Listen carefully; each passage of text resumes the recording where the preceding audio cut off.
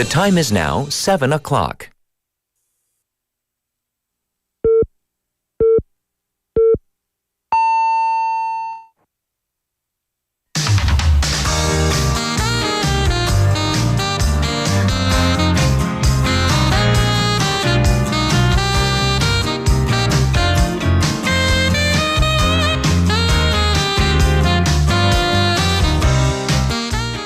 We welcomed in 2025 yesterday on a calmer, more subdued note. And the ringing in of the new year, it didn't really happen as we have had in the past, the traditional way, because we are still in mourning over what happened at the very end of last year. But time ticks on, it moves on, and we have turned over a new page on the calendar, and we're into a new year. 2025 is here, and we begin with hopes that this won't just be a turning of the page on the calendar, but a true turnover to better things. I'm Catherine. This is Morning Wave in Busan on Thursday, January 2nd, 2025 on BEFM, 부산영어방송.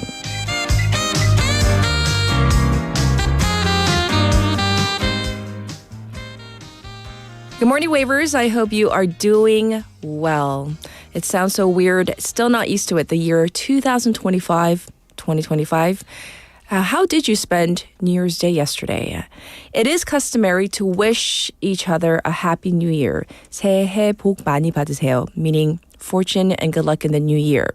But given what happened at the end of last year, many people wished not only for just, things like fortune or luck like we usually do, but for each other's well-being, comfort, and also recovery.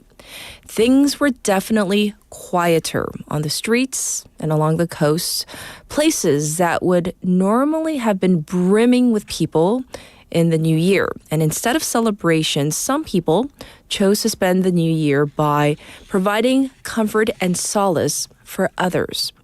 People, for example, visited the public memorial altar set up for the victims of the Jeju airplane crash across the country.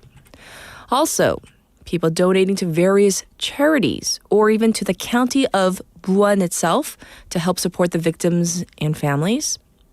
Overall, we all wish for a fresh start. We did, especially for businesses. Businesses had it tough in the month of December, especially. Support and recovery. These seem to be the common themes as we mark the new year. And here's hoping that the path we are on right now is a path to recovery. Well, it's time for our text topic, so here we go. How was your New Year's Day? How did you ring in the new year? And what would you like to say to the year of 2025? 자, 여러분 새해는 어떻게 보내셨는지 2025년엔 하고 싶은 말은? So you can send in your thoughts to BFM's live stream live chat on YouTube. We have a chat room, so go to the platform YouTube, search for BEFM or 부산영어방송. You can subscribe, log in, and start chatting with our other wavers. Also on your phone, pound 9050 shop 9050. That's going to cost you 100 won. You can also reach me for free through our Kakao Talk channel, meaning go to that platform. Same thing there, 친구 찾기 search and then type in BEFM or 부산영어방송 to find our channel, and you can also send your messages as well. The ways you can listen to our program, 90.5, 103.3 FM, that's if you're in the Busan area on the radio. Like I just said, we are streaming live on YouTube. And the good thing about this, you can watch live or you can watch later at your leisure. We also are available on two apps, the BFM app itself and also the Patbang app. So looking ahead to our morning together, it kind of feels like a Monday, but it is indeed Thursday. We have Chris coming in for Beyond the Headlines, and we also have Stephanie for City Insights. For a special interview today, last year, it sounds so weird, last year, so meaning, just even a few days back, we were kind of doing a retrospective, looking back on the year 2024. Today, we're going to take a look ahead to the year 2025. And a lot of uncertainties out there, whether it's socially, politically, so we're going to find out what we can look ahead to, a year of uncertainty. That is a theme with our expert that's coming up in hour number 2. And I'll be back with today's headlines.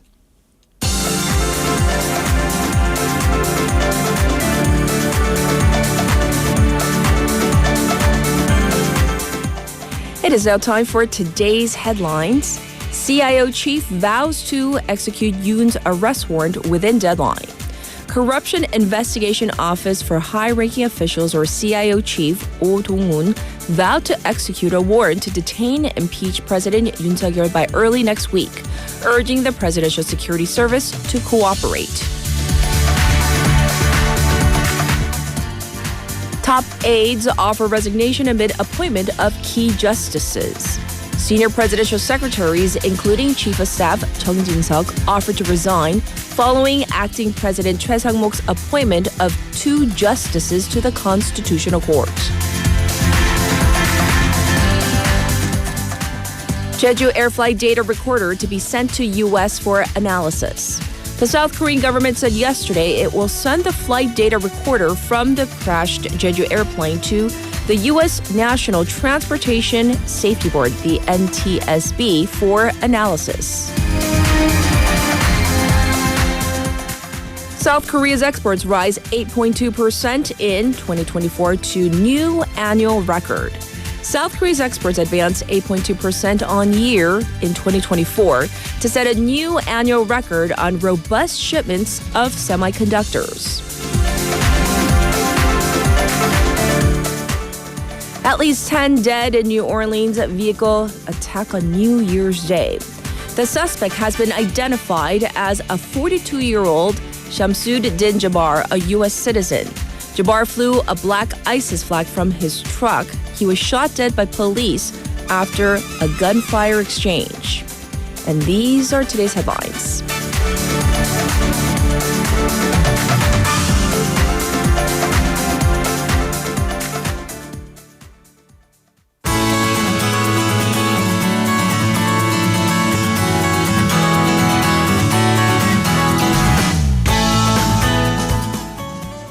It's now time for Busan Updates, so let's say hi to Sue first. Hi, Sue. How was your New Year? How did you kind of ring it in? How did you spend it yesterday? I was with my family. We were eating rice cake soup, 떡국. Yes, 떡국. And we were just being together, just watching TV and eating a lot of food. Family time, right? Yeah. Yes, yes. Well, thanks for sharing a little bit about your New Year. Is there anything you would like to say to the year itself, 2025? What are you maybe aiming for, looking forward to? Well, I'm looking for some more positive news, like overall. Yes. And I want everybody to stay healthy and happy and no major accidents or whatnot. Yeah. Indeed, indeed. That's all we can hope for. So thank you for sharing that with our listeners. Well, today we're going to talk about new policies to improve people's lives in the year 2025. So the initiatives span a variety of sectors targeting economic growth, improved urban infrastructure, social welfare, and also cultural enrichment. So we're going to delve into a few of those sectors. What's our first sector? It's economy, employment, and youth support. And the minimum wage has gone up. Oh, yes. Starting this new year, the minimum wage is 10,031 per hour. Busan City set the 2025 living wage at 11,917 won per hour last year on September 23rd. This is 1887 won higher. For those working the legal standard of 40 hours per week, the monthly wage amounts to around 2.5 million won. This change will apply to workers who are employed by city agencies, public institutions, and private contractors handling outsourced tasks. Yes. And so that's our first item. The minimum wage has gone up. That's really important. So next, there's something else that the Busan City and Busan Economic Promotion Agency has launched. So this is in relation to this, a 2024 Busan Youth Job Joy Card Support Program to enhance welfare for our young working population. So tell us more about this. Young employees working at small and medium-sized enterprises can get welfare points, and these points can be used in the categories of culture and leisure, self-development, and health management. So under the program, there is Busan Youth Joy of Working Card, and the change will be income eligibility requirements for this card will be relaxed, and the number of beneficiaries for the program will be increased from 1,650 people to 2,000 people. And another one is Busan Youth Double Joy Savings Account. This program is designed to support young workers by matching their savings with an equal amount from the city to help build a stable foundation for their future. Participants can save 100,000 won per month for a duration of 24 or 36 months. Then the city contributes the same amount. This new year, the number of participants will expand from 4,000 to 6,000. I see. Well, let's move on to another sector. How about this time? Anything related to transportation? Yes. First of all, toll charges for the 백양터널 will be eliminated from January 10th. Oh, really? Okay. And this is smart toll system starting on February 1st. This smart tolling system will be implemented on 광안대교 bridge to ease congestion and streamline the toll collection process. Yes. Drivers without high-pass device can choose either pre-registration pay method or manually pay through the website or call center. And thirdly, there is parking discounts for pregnant women. And vehicles displaying a certified pregnancy sign will receive a 50% discount at public parking facilities, provided a pregnant individual is inside the vehicle and the necessary documentation is presented. Yes. So that's in terms of the city and the transportation, what's going on there. Well, on that note, though, you just mentioned parking discounts for pregnant women. What about this area, so important to our country, women and childbirth and childcare? Yes. So there is a new policy called postpartum care support. Yes. So the city will provide up to 1 million per newborn to assist with postpartum recovery for mothers and alleviate the economic burden on health management expenses. Yes. And I'm sure many people have heard of 들락날락 English education program. For children, yes. Yes. And this program offers communication-centered and experience-based native English education programs for children aged 4 to 7 and elementary school students in grades 1 and 2. The centers will increase from 42 to 60 to enhance access for children citywide. So this is definitely going to be of help for, postpartum care once again for women and families in general. But next, let's turn our attention to safety, environment, and even maybe hygiene.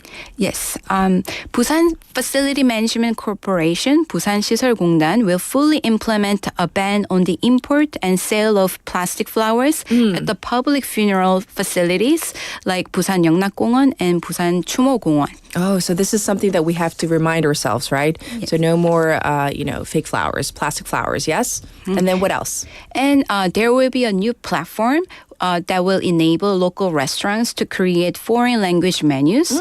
It will be able to provide translated menus in 3 languages, English, Chinese, and Japanese, through QR codes without requiring any additional mobile app installation. Oh, nice. Along with the translated menus, customers will also have access to various information about Busan cuisine, including its history, tips for enjoying the food, and other culinary details about Busan's food culture. Wow. So this is a great idea. I'm glad that they have that up and running because we have so many, non-Korean nationals coming to Busan now. Lastly, the Busan Metropolitan Office of Education will run the creative and experiential regional link curriculum. So this is a mouthful, and you can tell us in Korean what that means. From January 2nd all the way through January 18th during the winter break. Yes. The full implementation of the high school credit system is starting in the 2025 academic year.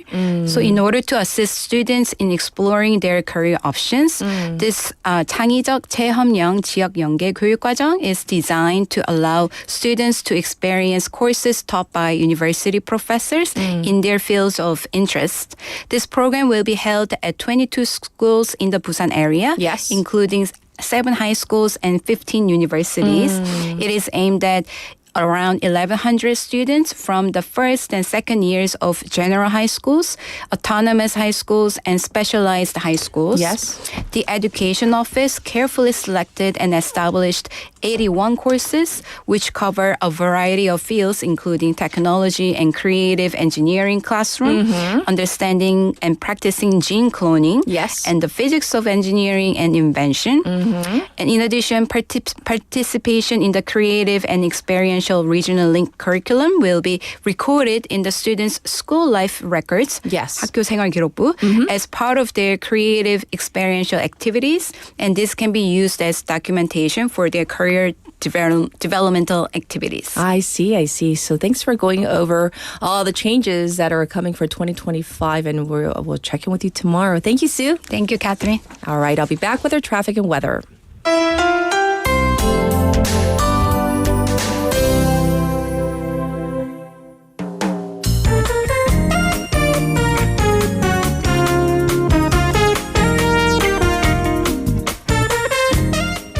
It is now 7:15, and this is your traffic report. There is congestion on the Dongso overpass from Hwangyang Ramp to the old Gaegeum tollgate. Also looking backed up on Lino Samsung-daedo from Myeongji Underpass to Shinho Bridge right now. Also slow from Manduk intersection to the Namhae Expressway's Kupo Nakdonggang Bridge. It's currently 2 degrees here in Centum City under clear skies. It's expected to go up till 11 today. There is still a dry weather special alert in place. Looking at the weather across the country, it looks clear. However, clouds are expected in the afternoon. Most regions recording sub-zero temperatures. The daytime high forecast to be between 4 degrees and 12 degrees Celsius. There is snow on the grounds in parts of Gangwon, so please be advised. This was your traffic and weather.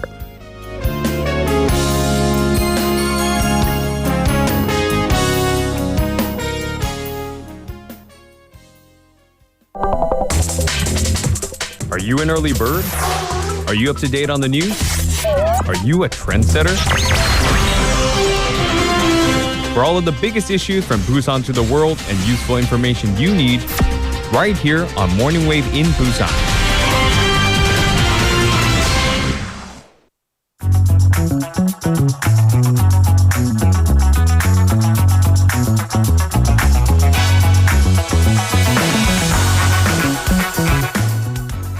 It is now time for News Digest. We have Haley here. Good morning. Good morning. Yes. So we are obviously in the year 2025, and I hope you had a good time with your family. I So what did. exactly did you do? Can you share? Yeah, I woke up.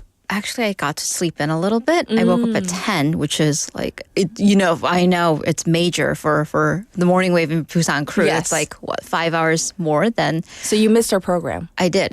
Yeah. Yes. So many people asked me that this morning. You're so many, 2 people. And I'm like, I did yeah. too. Yeah. I got the tail end of it. But one of our waivers did not. Apparently, Yeah. because Michael says this. 어제 Morning Wave in Busan 크루님들 뉴 스페셜 방송 너무 도움되는 내용 많아서 우울한 마음이 조금 안정되는 기분이었습니다. 혹시 놓치신 분들 다시 듣기로 꼭 들어보시길 추천드립니다. Yay. Our gurus. The Yes, guru special. The gurus. Yes. So I was like, Yeah. the guru. The crew? The Our crew? crew, yes. Yes, the crew of gurus. Yes, is what we're So going to call yeah, it. we had our traditional tteokguk in our family, and then we had some yellowtail for dinner. That was nice. Yeah, because it is 방어. 방어 season Yes. after all. Yeah, so got to have a quiet day with my family, which considering everything that's going on, I mean, what more can one hope for? I guess. Yes, that's true. Yeah, but for 2025, the year, be gentler, be kinder. And I'm talking about like to myself, my attitude to people, but just to the year because, you know, your predecessor was rough. So Yes. yeah, be nicer, be kinder. All right. Well, you know, we're going to start News Digest, and we start the new year in this very new, uncharted territory. An arrest warrant being issued for the sitting president. I mean, I suppose before we get to anything stable, we do have to go through a period of tumultuousness, and this is it. So Seoul's Seobu Court, the Western Regional Court, approved the arrest warrant against President Yoon Suk-yeol on Tuesday of this week, so a couple of days ago.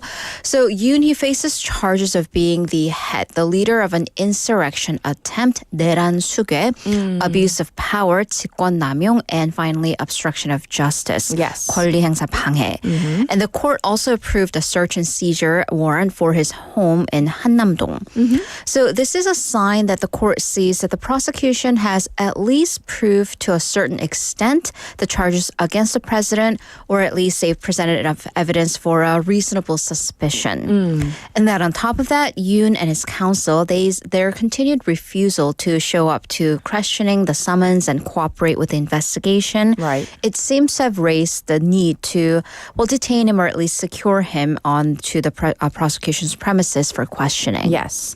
However, the president's counsel is still denying the legitimacy of the warrant itself and even the rights of investigation. Right. So Yoon's side, they're arguing that the CIO, the Corruption Investigative Office for High-Ranking Officials, or 공수처, it actually does not have the right to investigate insurrection charges. Yes. So for a bit of background, the CIO was established in the previous administration for a very specific set of charges that have to do with top-ranking officials, the president onwards, and then their family members. Yes. However, so it doesn't it doesn't specify that the CIO can rule over insurrection charges.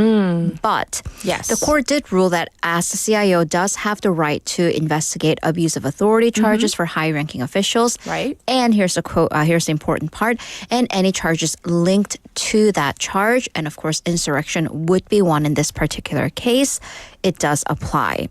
However, President Yoon Suk-yeol's side still argues that the warrant is in violation of presidential rights, and it filed for an injunction along with a petition to the Constitutional Court. I see. So that's from their side, his perspective, at least the legal counsel. The big question is this, though. When will the authorities enforce the warrant? Right, so that is the big question. Yes. The law enforcement, they conventionally have 1 week from when the warrant is issued until they have to enforce it. Yes. And that 1 week period would come on January 6th.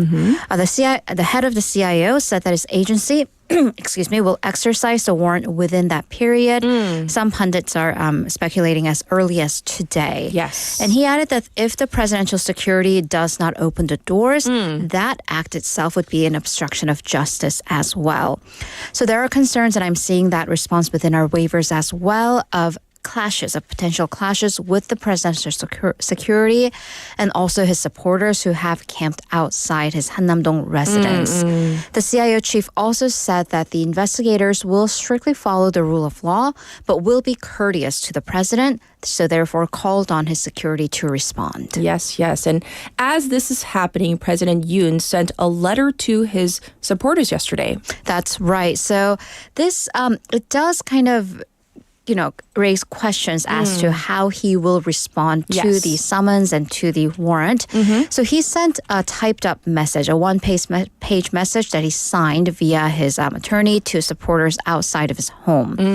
So in this letter, Yoon said, South Korea is in danger from forces that try to take the country's autonomy Yes. and these anti-national forces and their propaganda. Once again, kind of honing in from at least parts of that martial law message. Right. He thanked the supporters who try to protect the country's constitutional order.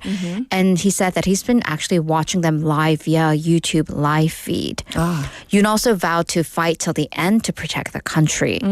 So this message has been met with criticism from the opposition, from, for example, the Democratic Party calling this an attempt to mobilize extreme clashes from his supporters and called for his prompt arrest. Yes, indeed.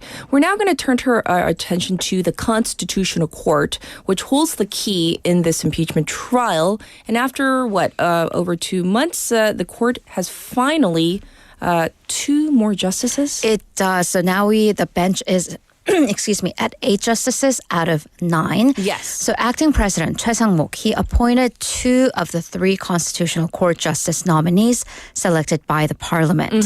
So the National Assembly has nominated 3, Jung Kae-sun, Jo Han-chang, and Ma Eun-hyuk. So Jo was nominated by the People Power Party, the ruling party, and Jung and Ma by the Democratic Party.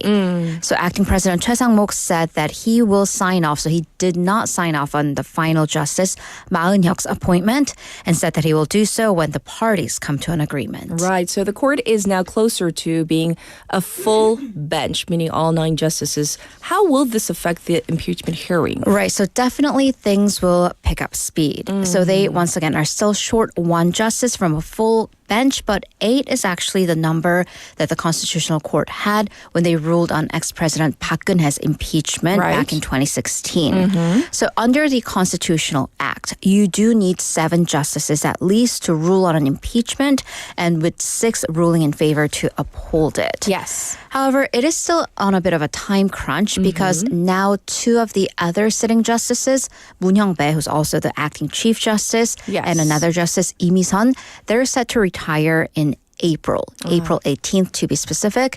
But these 2 positions are up to the president's nomination. And as we don't really have a president who's active in his duties right now, so this likely won't get filed under the acting president. So come April 19th, we will have another 6-person bench, maybe 7 pending on another appointment. Right. So it'll be at least a very busy 4 months for the current iteration of the Constitutional Court, not only to get through the president's impeachment, but other multiple impeachment motions on its docket right now. Yes. So that a lot of things to unfold and things are still fluid. We'll give you the details as they come along on that story.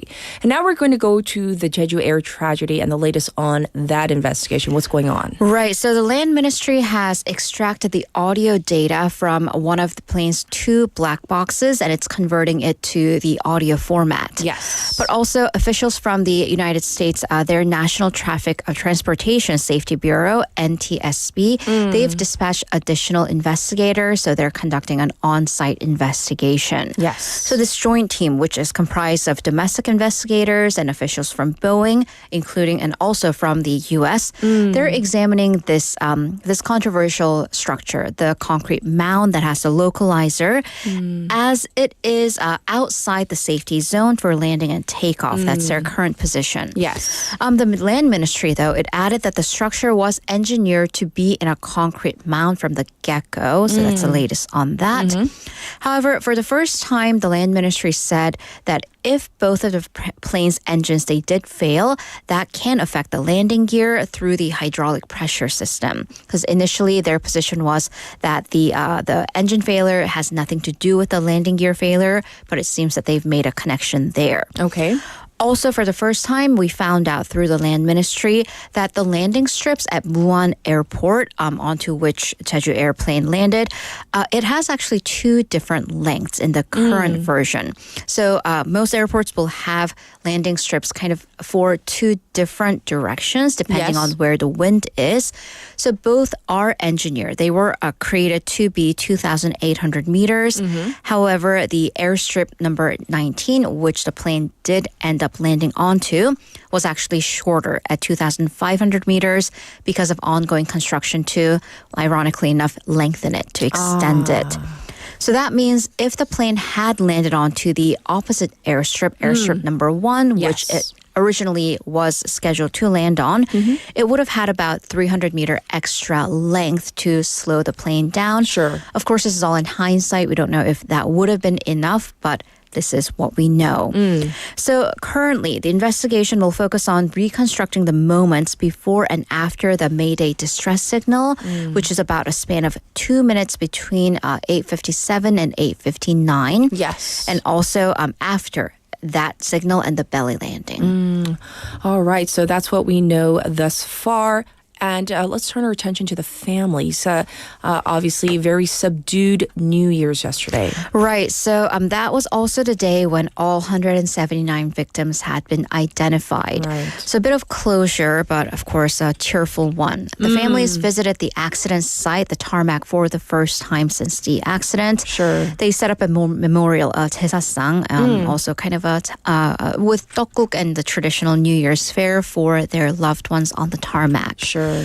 The families of the Sailor Ferry tragedy also visited, paying their respects quietly and offering help in any way that may be needed. The airport, Muan International Airport, was also filled with people who came to pay respects.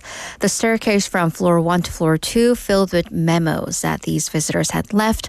Also, the fences to the tarmac, they were filled with flowers and notes there as well. That's right. So that's where we are on the Jeju Air tragedy. And for our final story, we're going to go to an international issue. The world just marked year 5, the 5th year since COVID-19 was first reported out of Wuhan, China. And the World Health Organization, WHO, has called on China to share its data. Right, and that seems like almost a lifetime ago. Yes. But it's been 5, now we're on to the 6th year as it is 2025. But the WHO, the World Health Organization, had a press release saying that the WHO's China Bureau discovered and mentioned of a viral pneumonia out of Wuhan's Health and Sanitation Committee website on December 31st, 2019. And of course, now we know this is a pneumonia or a virus strain that would affect the world for weeks, months, and years to come.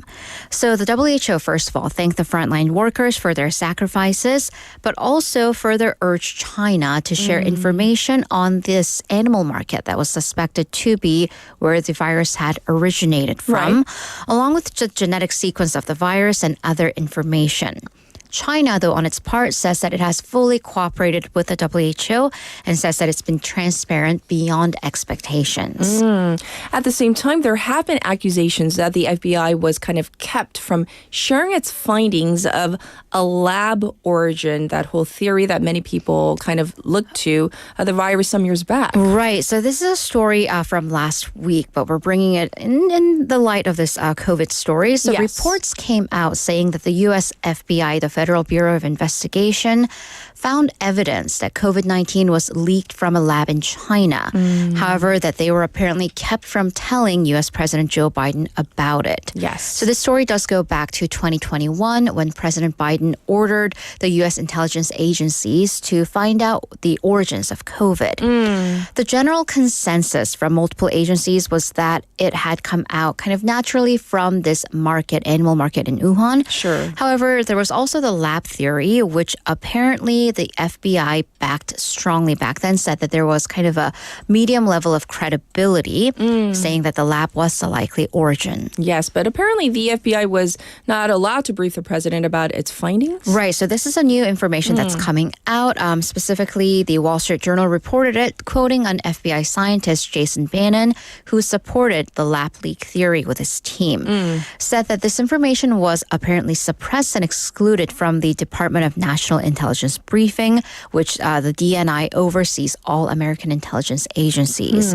So the scientists, upon finding out about this, criticized the lack of transparency in the findings, and this has kind of reignited the demands for a deeper probe into COVID-19's origins, once again, after all these years. Yes. So once again, COVID still, we're still talking about it. Right. Years after.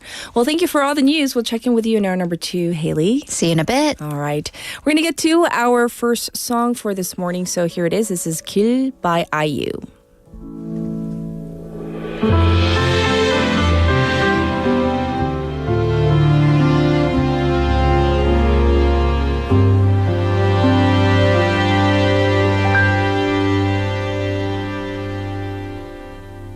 내가 가는 이 길이 어디로 가는지 어디로 날 데려가는지 그곳은 어딘지 알 수 없지만 알 수 없지만 알 수 없지만 오늘도 난 걸어가고 있네 사람들 사람들은 길이 다 정해져 있는지 아니면 자기가 자신의 길을 만들어 가는지 알 수 없지만 알 수 없지만 알 수 없지만 이렇게 또 걸어가고 있네. 나는 왜 이 길에 서 있나 이게 정말 나의 길인가 이 길의 끝에서 내 꿈은 이루어질까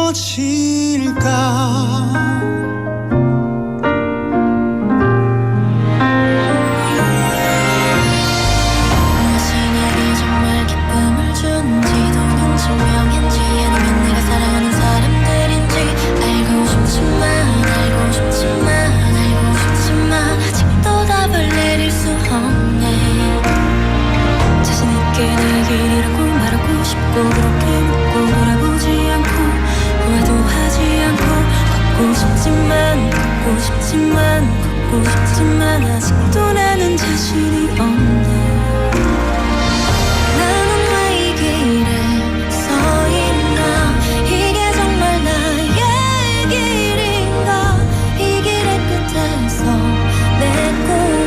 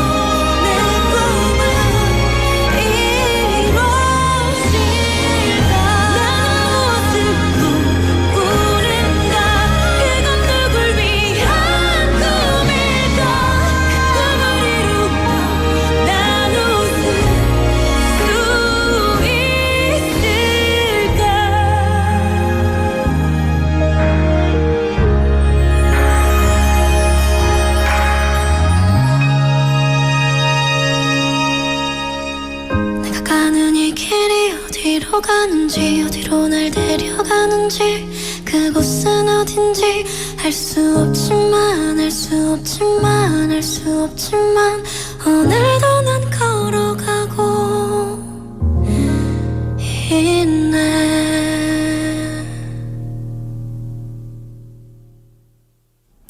All right, everybody. That was a good rendition of Kil. That was by IU, Henry, Chohyuna, and Yang Ta-il.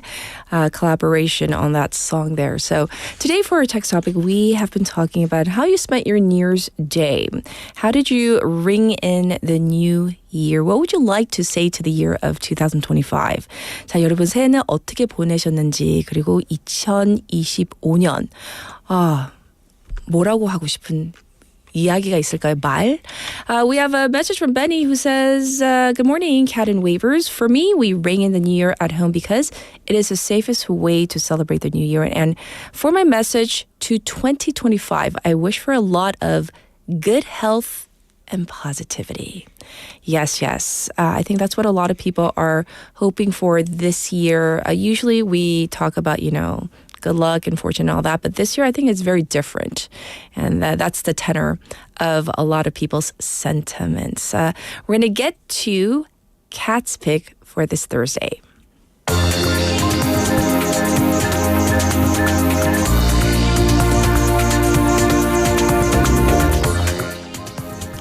For today's Cat's Pick, I want to focus on the Norovirus, because right now, not just here in Korea and in Busan, but even in the States and in many parts of the world, the Norovirus is surging. So we're going to play you two clips. The first one in English from the Today Show, and the second one in Korean from BTV. This morning, a holiday health warning as cases of the norovirus surge. Norovirus decided to be our last little Christmas gift. New data from the CDC shows an increase in outbreaks, with 91 reported in the first week of December across 14 states, more than double the number for the same week over the past 3 years. Is there any reason why we're seeing this rise? Gathering together, especially this time of the year, and all the traveling we're doing, that's causing the increases. The highly contagious virus, commonly referred to as the stomach flu, can cause days of vomiting, gastrointestinal problems, and fever. I promise you, you do not want this. The recent rise comes as multiple states reported new infections in December.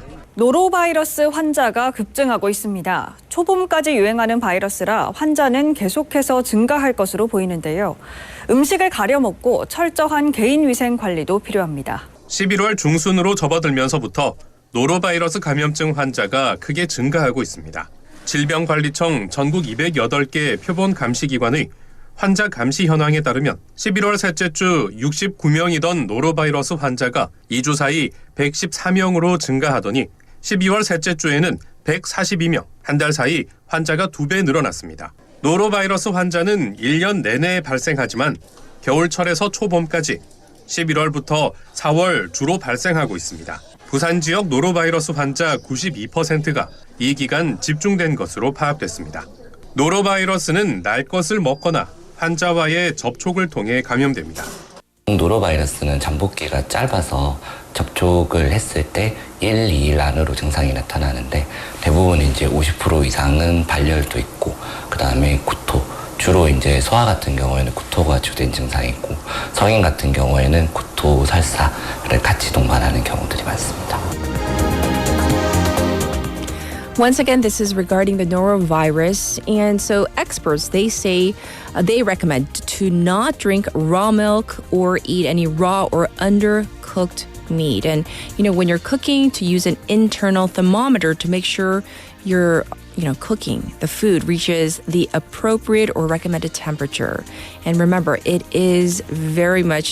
spreads easily.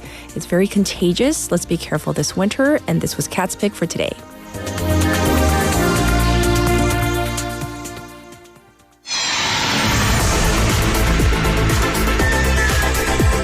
Stay tuned. You're listening to Morning Wave in Busan.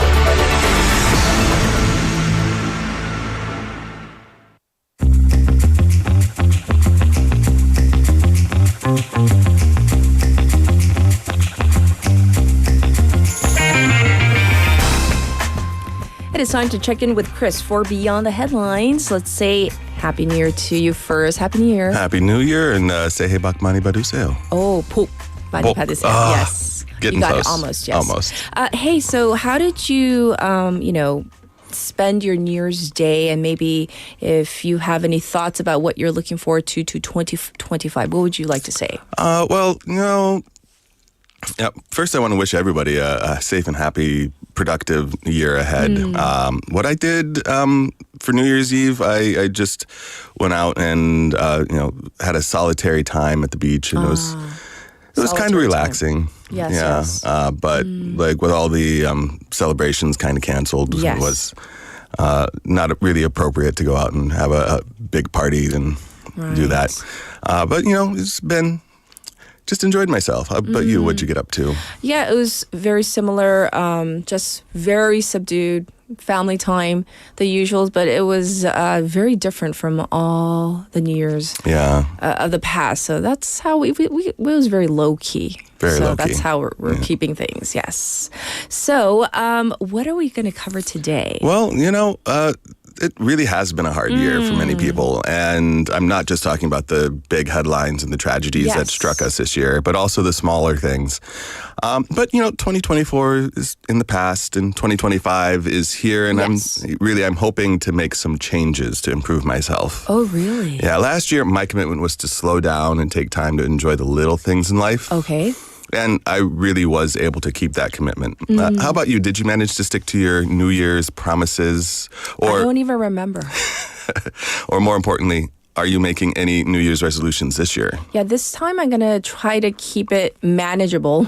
I was half kidding. I do remember the resolutions from last year, but this year I'm thinking of making them more attainable, not so kind of broad.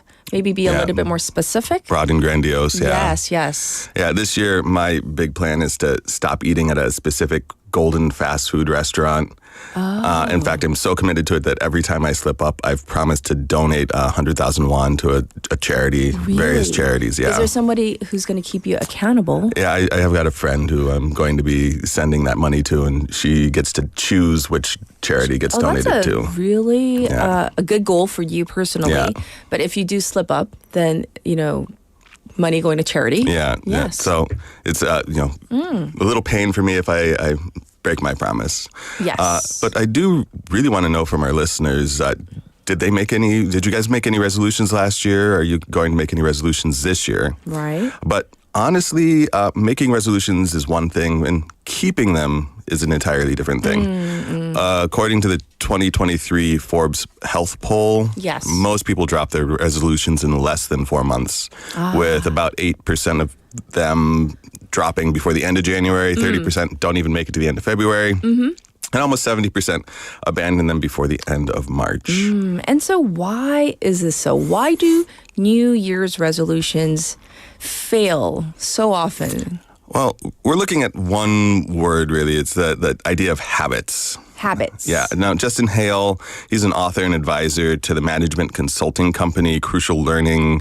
And he told, there are lots of news articles about this every year, but he told CBS that the research shows that 40% of what we do day to day in and day out is our habits. Habits are the things that you do without even thinking. You do those things like routines, habitually, almost automatic. Yes. The problem is when people, when they want to be better in the new year, they never focus on understanding what the exact behaviors that I need to be done are to turn this into habits.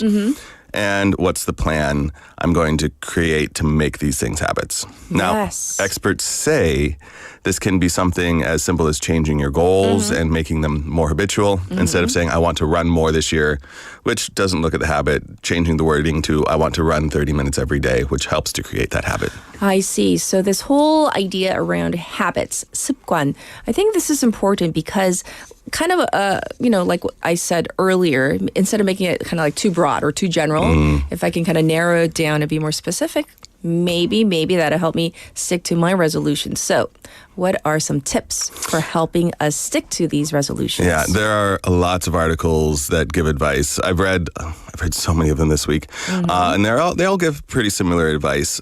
Psychologist Lynn Bufka told AP to start small. She said it's quite daunting to start to say that you want to lose 50 pounds and thus will never eat dessert again. Right.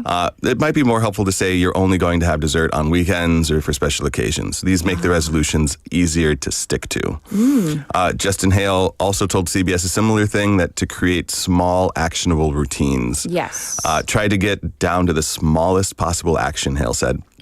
For example, if your goal is to run 30 minutes every day, shrink it down to just putting your shoes on and seeing what happens. Ah, okay. Yeah. Like just getting to that first starting point. Just getting to that starting point. The second piece of advice is to focus on a specific goal, not a general goal. For example, instead of resolving to lose weight, you can put a specific number to it, like I want to lose half a kilo a week. Study of New Year's resolutions by Oscarin et al., published in 2020, found that people who focus on a specific goal are more successful than those who are simply trying to kick break a bad habit. Okay. Among the 55% who said they'd kept their goals, their resolutions for 1 year, nearly 60% of them had made a resolution involving goals versus 47% of them who focused on just avoiding certain behaviors. Instead of just saying, I won't eat this or I'm not going to do this. Yeah. Okay. So another way is to involve both your friends and your calendar. So you might be thinking enlisting your friend is understandable. Yes. But your calendar? How does that help? So the idea is getting your friends makes the resolution less of a chore, but then scheduling the time for a specific activity using your calendar in this way to help build that habit helps you keep the resolution by giving you time to build it into your schedule and do it on a regular basis. I see. Okay. And the last piece of advice is to be kind to yourself. Tamara Russell, of the British Psychological Society, told the AP, a great resolution might be, I will be less judgmental with myself. Ooh. Research shows that the more we develop self-compassion, the more compassionate we can become towards others.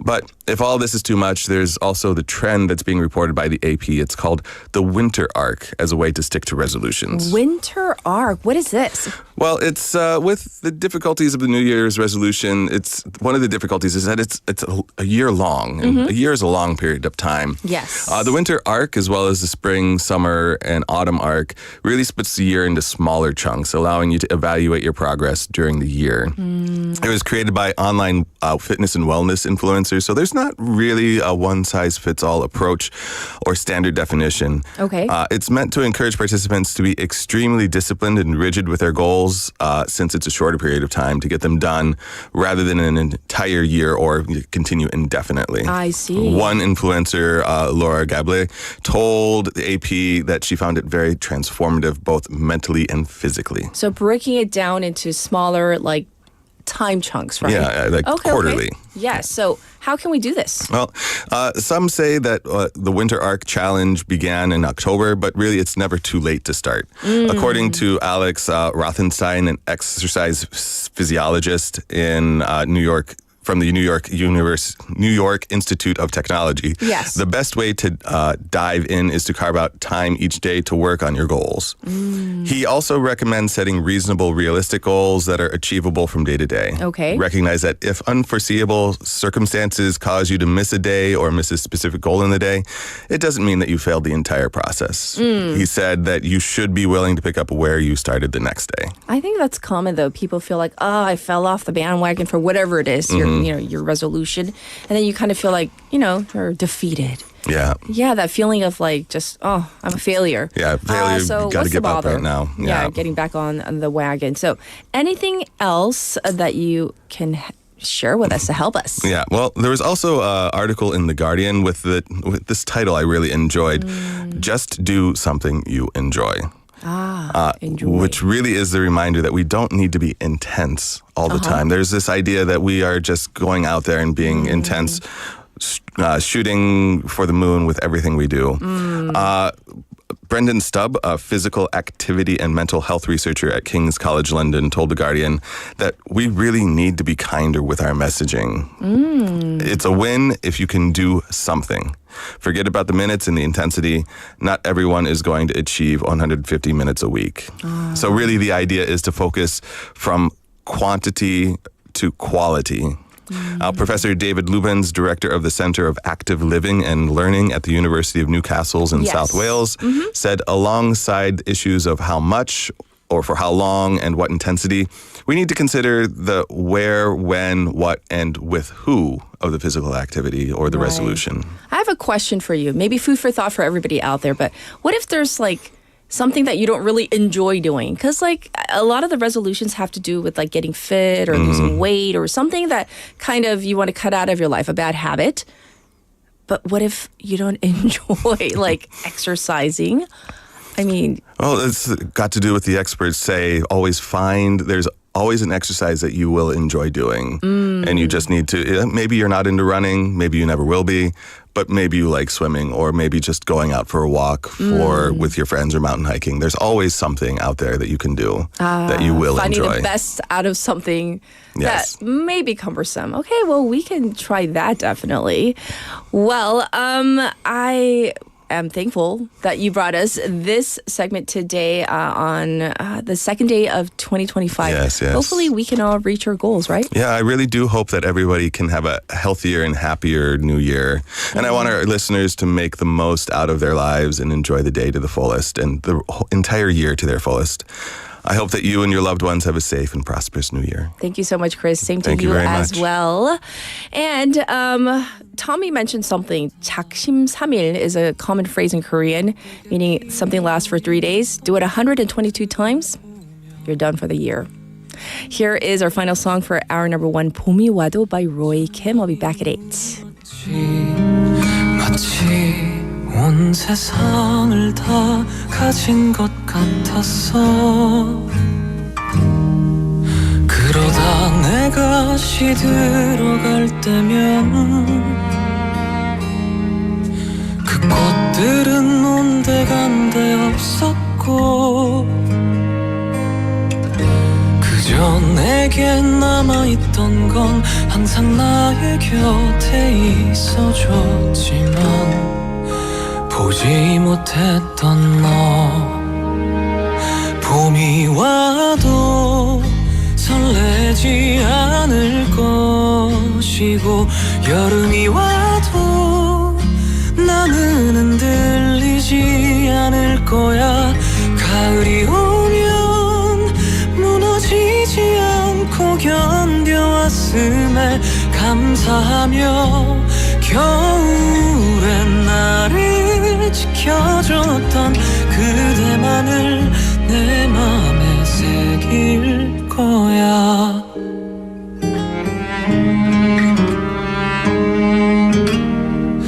내가 주는 사랑은 그렇게 쉽게 없어지지 않기에 그 모진 말들과 이해하려는 노력 속에 나는 그렇게 너로 인해 숨을 쉰 거야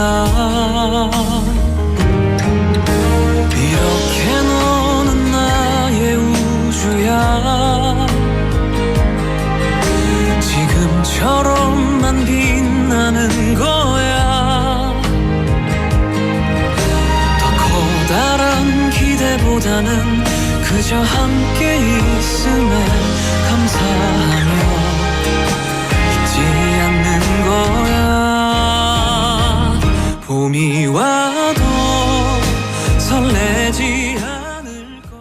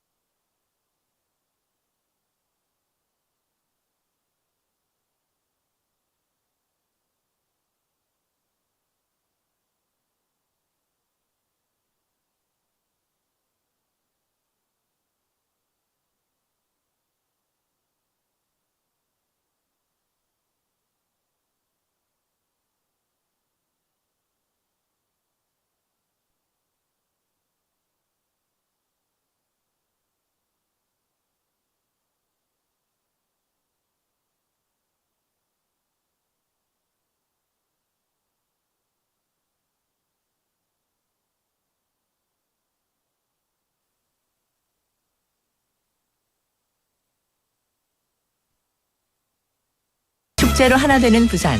여러분은 어떤 축제를 기다리시나요? 이 캠페인은 대선공익재단과 BFM 부산영어방송이 함께합니다. 혹시 지금 운전 중이신가요? 어린이 교통사고 피해자 수는 지난 3년 평균 약 9만 명. 특히 어린이 보호구역 안전기준이 강화된 이후에도 어린이 보호구역 내 사고는 지속적으로 발생하고 있습니다.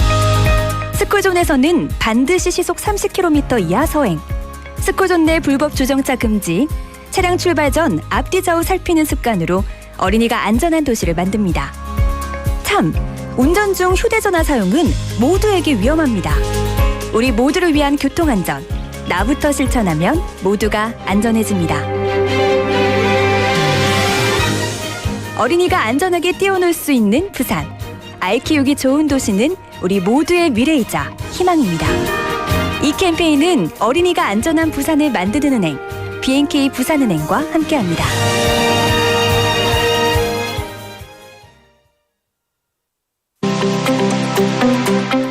These are the guidelines for action for people in the event of an apartment building fire. First, if evacuation is possible in the event of a fire in your home, move to a safe place in a low posture by using stairs. And if evacuation is difficult, move to an evacuation space or block the door gap and call 119 for rescue. Second, if a fire breaks out in another home and no flames or smoke enters your home, wait inside the home, call 119, and act according to the announcement. Third, if flames and smoke come into your home in the event of a fire in another home, check to see if evacuation is possible and then evacuate or request rescue. This was brought to you by the Ministry of the Interior and Safety and the National Fire Agency.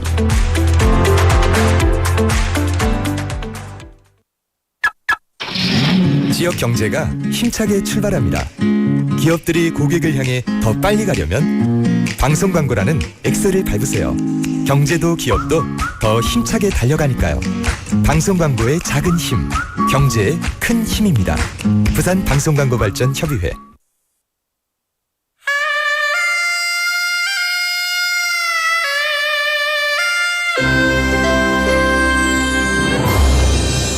The time is now 8 o'clock.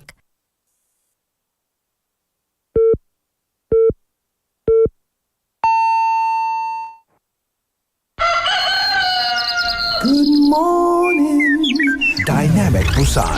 Yeah, you're waking up. Time to shake it up. Tell the world good morning and find out what's going on. Well, hi there, folks. There's everything from comedy to lively chat to music. Broadcasting from a room about the size of your closet. All calls are recorded. What show is this? Live from Korea's dynamic city, this is Morning Wave in Busan. I'm sorry, who'd you say you were?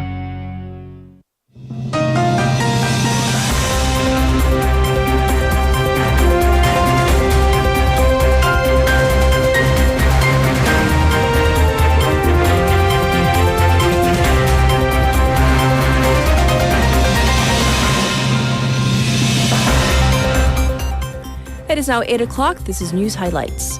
CIO chief vows to execute Yoon's arrest warrant within deadline.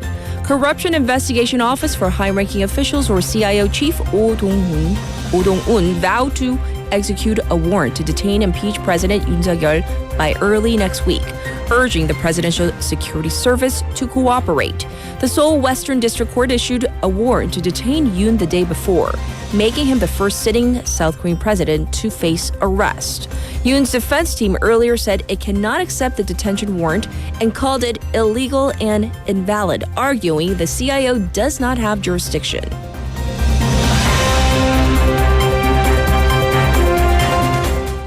Top aides offer resignation amid appointment of key justices. Senior presidential secretaries, including Chief of Staff Chung Jin-seok, offered to resign following acting President Choi Sang-mok's appointment of 2 justices to the Constitutional Court. The presidential office voiced regret over Choi's appointments, saying that he has gone beyond his authority as an interim leader. The 2 newly appointed justices formally began their duties yesterday, and an inauguration ceremony will be held later today, the Constitutional Court said.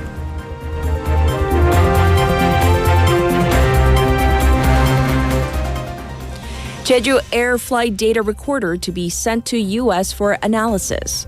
The South Korean government said yesterday it will send the flight data recorder from the crashed Jeju airplane to the U.S. National Transportation Safety Board, or NTSB, for analysis.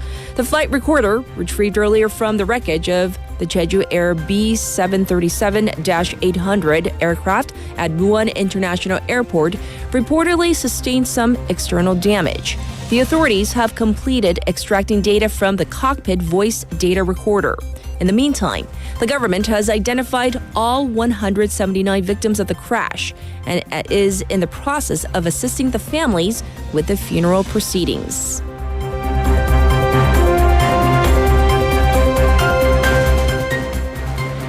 South Korea's exports rise 8.2% in 2024 to new annual record. South Korea's exports advanced 8.2% on year in 2024 to set a new annual record on robust shipments of semiconductors.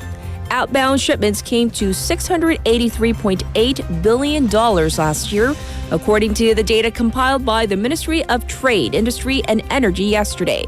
The strong performance of chips was driven by robust demand for premium products, including high-bandwidth memory chips. Other tech products also saw increased export, including mobile devices and computers.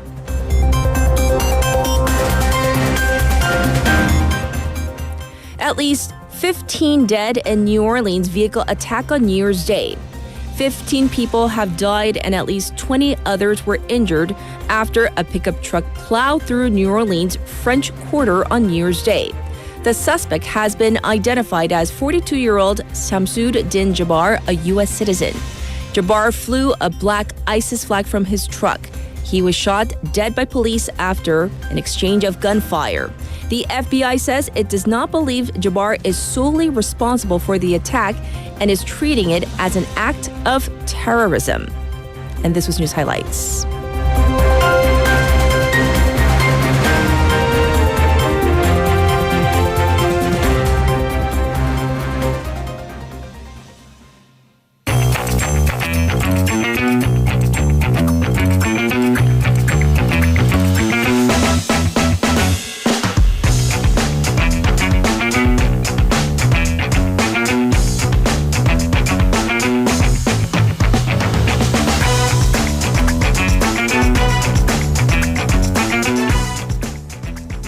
It is time for, well, normally it would be waggle, but since we're still in a period of national mourning for the Jeju air tragedy, Haley is here in the studio and she's going to bring us some changes we can expect to see in the new year. Right. So new year, new policies, new updates. So how can we kind of take maximum advantage of the changes to come? Yes. So for today and tomorrow, let's go through the changes that we are going to see or are already seeing for this year.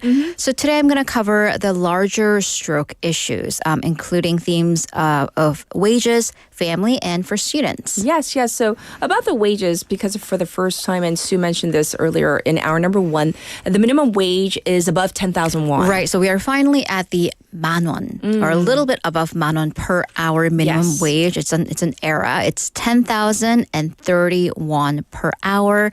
This is a 1.7% increase from the minimum wage of 9,861 last year.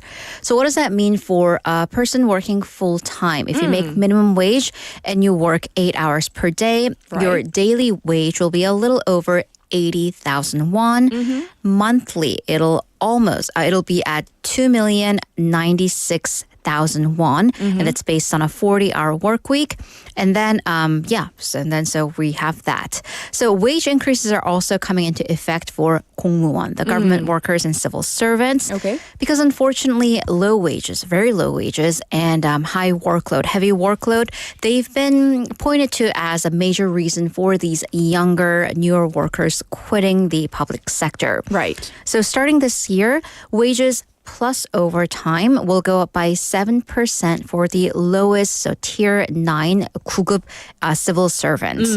But overall wages for all public servants will go up by about 3%. Okay. So this means that for tier 9 civil servants, they'll make 2.69 million won per month with an annual salary of 32.2 million won. And for tier 7, 2.9 million won per month and 34.76 million won for their their annual salary. Right, so that's for civil servants. Well, what about for conscript soldiers? I hear that their wages are going to continue to rise? Right, so they're an occupation or a group that's seeing the highest increase of rate of increase for their wages. Yes. So let's start at the very top. For sergeants, 병장, their monthly wage will go up to 1.5 million won, and that's from 1.25 million won this past year. Okay. And this is actually a big jump in the 8-month conscription period because when you first start off as a private 이병, they'll make 750,000 won per month, so it basically doubles by the time you're done with your service.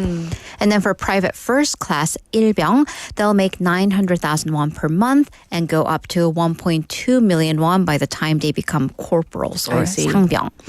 Also, these conscript soldiers have kind of a savings program that they pay into, and the government will match their amounts. And the government contribution will go up to 550,000 won maximum per month for the savings program. And that's, of course, to help them get started financially once they're done with their military service. I see. So those are the increases in wages. And now we're going to turn to family and childbirth-related support measures. Because, of course, the larger goal, one of the larger goals for South Korea is to really get us out of this population cliff, or at least get the rate of decrease on a more stable path, so that there will be a continued drive to improve the birth rate. So first, support actually now starts at the marriage level. So with tax deductions, so 세공제. So when a couple registers their marriage, they can get up to 500,000 won in tax deductibles per person. So between the couple, that'll be 1 million won in total. So this applies to the tax year for when you register your marriage. And it's an important distinction because for some couples, they do wait a year or two between their wedding and the registration of their marriage. Yes. And this is, I do have to mention it, it's only applicable once in your lifetime. So for remarriages, it does not apply. I see. Right. So for tax deductions for families for children, these will go up to 250,000 won for your first child. If you have 2 kids, that's 300,000 won. Once again, tax deductibles. Yes. And for third child and more, 400,000 won. Well, there are also improvements coming to the childcare or childbirth leave system. Right. So because there are so many working parents, that is definitely the majority. Yes. This does play a role in family planning when spouses do decide to have children. Yes. So first we're talking about child care leave, 육아휴직. Okay. So the parent on leave can get up to 2.5 million won in their wages. Of course, that cannot be higher than their previous wage, but that is definitely an increase. And for the first month that they are on childcare leave, that amount goes up to 3 million won. And then also the 3 acts on childcare, 육아 지원 3법, will kick into effect this year. And this stipulates for parents who take at least 3 months off for child leave each per parent. Okay. Or for single parents or parents of children who have severe disabilities, they can now get up to a maximum of a year and a half for child care leave. This is an increase from 1 year, so it's a considerable extension. And this year and a half period, that doesn't have to be used up all at once. You can actually divide that up to 4 separate periods. For husbands, they can get 20 days instead of the current 10 for when their wives are giving birth, for their childbirth leave. So this is 출산휴가, 20 days once again for the husband. Also, if a couple is going through fertility treatments, they can get 6 days of leave, and that will be with 2 days paid. That's pretty much double of the current system. And finally, parents with kids up to 12 years of age can use their shortened work hours benefits. I see. So obviously if you have kids in elementary school, right, exactly. This will be of help. I believe currently this is up to 10 years of age, but it extends to 5th and 6th graders as well. I see. And now, speaking of school, let's go to schools for the next category of changes. Right. So first we're going to talk about the 늘봄 system. This is the after-school childcare. Right. It offers a variety of classes and childcare after school at schools. And the program was it was a pilot program this last year for first graders. Yes. It now extends to second graders. And also this controversial issue, right? AI textbooks. Oh, yes. They're coming in, but not as textbooks. So these AI educational materials they've been legally designated as educational materials. Why does that matter? Well, if they had been AI textbooks, they would be mandatory for usage. Yes. But now they will be used as supplementary materials at discrepancy and decisions of the school's principal. Right. And then we're going to jump way up to high school. The high school credit system will go into effect for high school first years starting this March, the new academic year. So this is kind of a system you and I might be accustomed to in the U.S. schools and certain other countries. Yes. Where it is fairly similar to a college system. High school students have more autonomy in deciding what classes they take. Right. And of course, their interests and their future career choices will play a role. Yes. But they do have a set number of different credits and categories that they need to fulfill. And they need to fulfill this in order to graduate. Yes, so lots of changes coming to schools as well. And now we're going to look ahead to some of the events coming this year. Specifically, let's start with elections. Right, so we do still have some major elections coming up, although last year was definitely the year of elections. That's right. But now this year, also some. So let's mark the calendar starting this month, January 26th. Okay. We look at the presidential election in Belarus. So it is kind of of course, don't count your chickens until, your eggs or chickens or whatever, but it is widely going to have an expected result to solidify and lengthen President Alexander Lukashenko's well, at this point, it's almost a reign because he is Europe's longest-serving dictator. Right. He's been in power since 1994. He will run for his 7th term and is expected to win. Because under most countries and organizations, conditions in Belarus, they do not guarantee free and fair elections. For example, Belarusians who live abroad, they cannot vote. Yes. Also, Belarus and Lukashenko is Russia and President Vladimir Putin's biggest ally. And then a month after this, so in late February, Germany will hold elections for their parliament.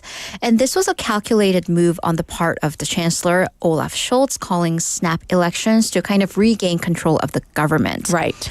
So top issue, domestically, immigration and the economy. But of course, a lot of pundits, a lot of eyes are on this election because Germany is one of the biggest leaders, not only in the European Union, but NATO as well. And this comes pretty much a month after U.S. President Donald Trump will be elected or will go back into office. Yes. And he is very famously kind of anti-NATO, his America First policy. Yes. And then going to the spring, the Philippines will hold their general elections, although this will be very important for the sitting president, Ferdinand Marcos Jr., because he is actually in a what pundits say, in a political feud with his vice president, who is President Sara Duterte, the daughter of the former, some may call him a dictator, President Rodrigo Duterte. So how many kind of pro-Marcos votes he gets in parliament will determine how effective his policies will be and how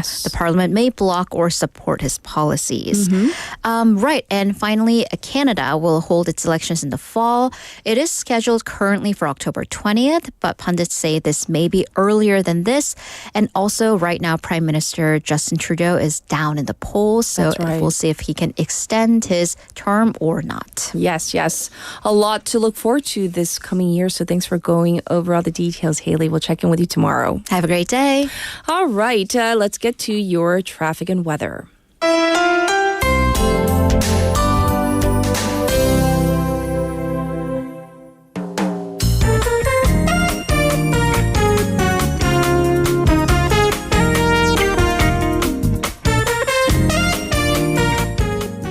It is 16 past the hour, and here's your updated traffic report. There was a broken down cargo truck on Gwangan Bridge going toward Haeundae. It's been cleared, but there is still some backup because of this. Also, congestion reported on 충렬대로 from Minam intersection to Daesung intersection. Also, backed up on 중앙대로 from Seil Hospital to Choryang intersection. It's also looking slow on 황령대로 from Daenam intersection to 49th Square. As for the weather, it's currently 2 degrees Celsius here in Santam under clear skies. It's expected to go up to 11 degrees today. There is a dry weather special alert in effect over Busan. Across the country, it is looking pretty clear right now. However, in the afternoons, the clouds might roll in. Most regions are recording sub-zero temperatures. The daytime high is forecast to be anywhere between 4 and 12 degrees, depending on where you are. And in some parts of Gangwon, there is snow, so please be careful today. This was your traffic and weather.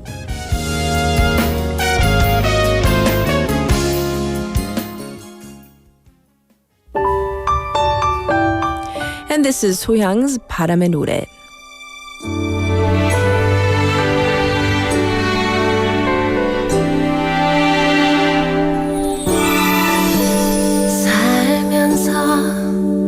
될까 언젠가는 바람의 노래를 세월 가면 그때는 알게 될까 꽃이 지는 이유를 나를 떠난 사람들과 만나게 돼 또 다른 사람들 스쳐가는 인연과 그리움은 어느 곳으로 가는가 나의 작은 지혜로는 할 수가 없네 내가 뿐이야 보다 많은 실패와 고뇌의 시간이 비켜갈 수 없다는 걸 우린 깨달았네 이제 그 해답이 사랑이라면 나는 이 세상 모든 것들을 사랑하게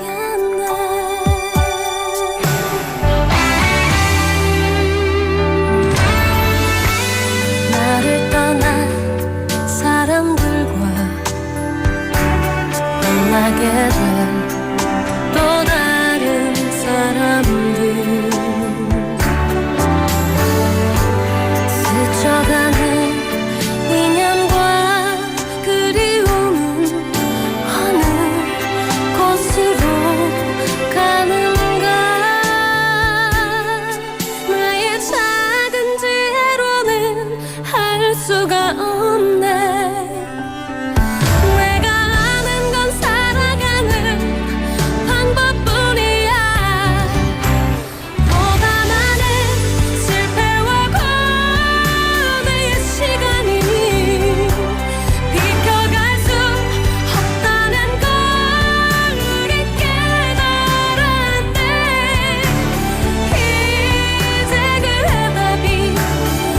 사랑이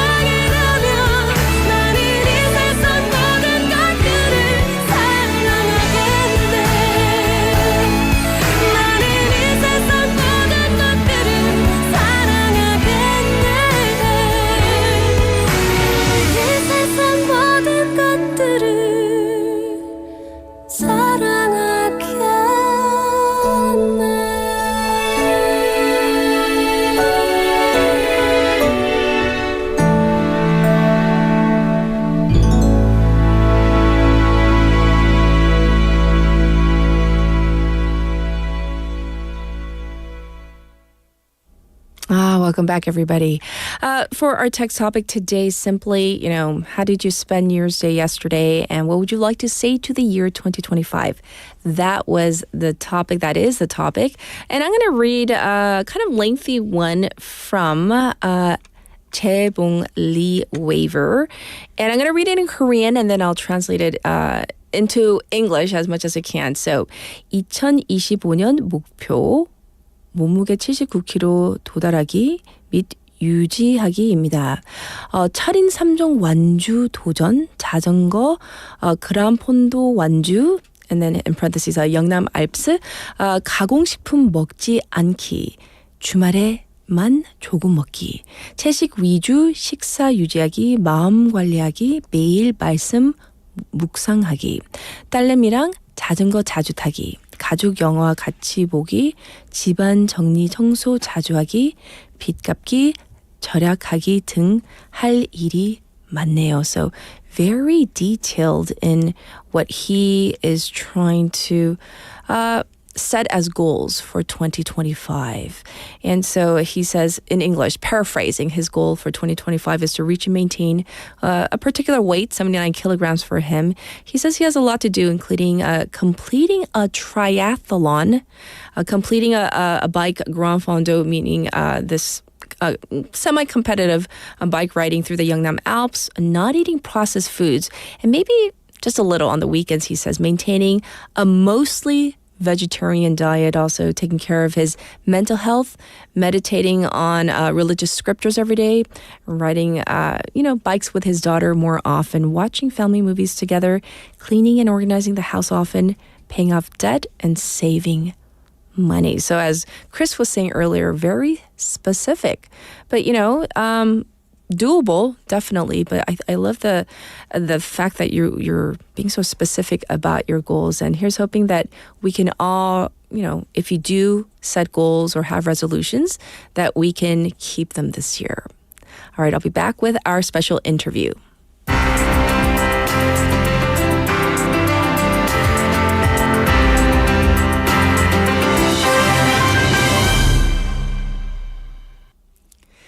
Yes, this is 2025. So what does a new year usually signal? Well, new beginnings, although South Korea faces a year filled with uncertainties shaped by both global and domestic challenges. And, with a history marked by resilience through past traumas and disasters, people in South Korea have continually demonstrated this ability to overcome adversity. However, the road ahead remains complex as geopolitical tensions, economic pressures, and societal shifts, they continue to test the nation's strength. So today we're going to explore how South Korea can draw on its past experiences to navigate the challenges of the new year and build a prosperous 2025. Joining us is Mr. Robert Fouser, linguist and former professor at the Department of Korean Education at Seoul National University, who has experienced and analyzed Korea's dynamic history during his years of living here in Korea. Hi, welcome back. Hi, thank you for inviting me again. It's a pleasure to be here, and Happy New Year to you and all the listeners. Yes, indeed. Well, we're now officially in the year 2025, and South Korea right now going through this, national period of mourning, obviously, and there's a lot of uncertainty as well. And having observed many of the events in Korea over the past year, maybe we can get some thoughts. What were your thoughts? Well, first, my heart goes out to the families of the victims of the Muan Jeju air crash. It's a terrible tragedy, and I pray for them and wish them well in dealing with this problem, this huge loss of life. As far as your question, I think, as you mentioned in the beginning, Korea is a very resilient country, and I think that shows in various points throughout history, especially more contemporary history. When there's an international crisis or something happens, Korea bounces back very quickly. And I'm not sure the secret is But I think one of the interesting things is when the COVID-19 crisis hit about 5 years ago this time. Yes. Korea was the first country really to develop a mass testing. And that was done, I think that came together very quickly, but it was also not just speed, but Korea had the expertise to do that and the system to implement it. So speed and expertise and moving quickly in a very practical way, this seems to be one of the things that helps Korea get through crises. So that will be needed to get through some of the crises that are probably going to happen in this year. Indeed, indeed. And, as a linguist, if you had to choose a word or phrase that would best represent Korea, at least, into, representing last year, 2024, what would you choose? Well, I wrote a column about this actually in the Hanggae newspaper, and I would choose democratic citizen or 민주시민. And the reason I chose that for 2024, but that of course is also washing over to 2025, is because when the martial law was declared, the citizens rose up, and it wasn't just the typical activists or the very engaged political groups, but a broad group of citizens, and many young people were involved. And so it was a really wide, large group of citizens who rose up and made a statement that we're not going to let the leader of the country take our democracy away, that this is something we're not going to stand for. So that really was impressive. And I think that is the key word from last year, but also will come to be important in this year as well. Democratic citizen. Democratic citizen. Well, shifting back to the new year, 2025, as I've said in the opening, and South Korea has been resilient through past traumas and disasters. So, in your opinion, how can this history help the country navigate the uncertainties as we begin 2025? I mean, there's a lot of political turmoil. There's a lot going on right now. Yes, and I think one interesting thing about Korea is it also showed in the recent political situation, but there's a center in Korea, there's a center and then there's political polarization on two sides, but the center in Korea is very large and very big, and the center in Korea wants practical solutions. Center is your mass of the Korean citizens, and they want practical solutions. So I think that will help Korea avoid some of the political polarization. Even though it's very politically polarized, I think that will help Korea get over some of that. Yes. Look to practical solutions to position the country as difficult, situations emerge in the next year. So that is something that I have hope for. And it's unique to Korea, but I mean, if you look at Europe or the United States or a lot of countries, this really hard political polarization where the extreme has the biggest voice and the middle is silent. In Korea, the middle is quite vocal in saying we want practical solutions that work. We don't have time for extremism on either side. Well, for those people who might still kind of be feeling the weight, the gravity of the situation, I mean, it was a tumultuous December. I think that's an understatement for the nation as a whole. So what kind of message could you maybe offer to people here as we continue to face these challenges? I mean, it's so ironic. It's the new year, and even saying at this point, like, Happy New Year, it kind of, I feel, have mixed feelings. We want to wish the best to others, of course, and all to the listeners and to you as well. But at the same time, maybe even feeling a little bit of guilt as we even say that word happy. Right. You don't want to, it's hard to begin.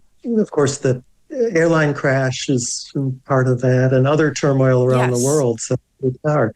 I think for Korea, is draw on that strength that has helped Korea become resilient. You remember that strength, that push for practical solutions that work, rather than hard ideological, shifts to the extreme. And I think if the country can draw on that broad center, that will help it deal with some very tense situations that will come in the next year. And that, of course, is in politics as well. If you look at polls in Korea, most Koreans, even though the support for President Yoon's impeachment is very high, at the same time, most Koreans are very tired of political polarization. Right. So the center in Korea is really speaking out, and that will, of course, affect the presidential election in Korea if that happens, and other events that'll be going on. So draw on that idea of wanting practical solutions and wanting the government to work for you rather than the government to shift in a hard ideological direction. Yes. So that's so important. And as someone who obviously has a very keen understanding of South Korean society and culture, you already mentioned the younger generation. What do you think the younger generation view as a collective, maybe of the challenges of 2025? And, what can the younger generation, what can they do to contribute to, to this positive change?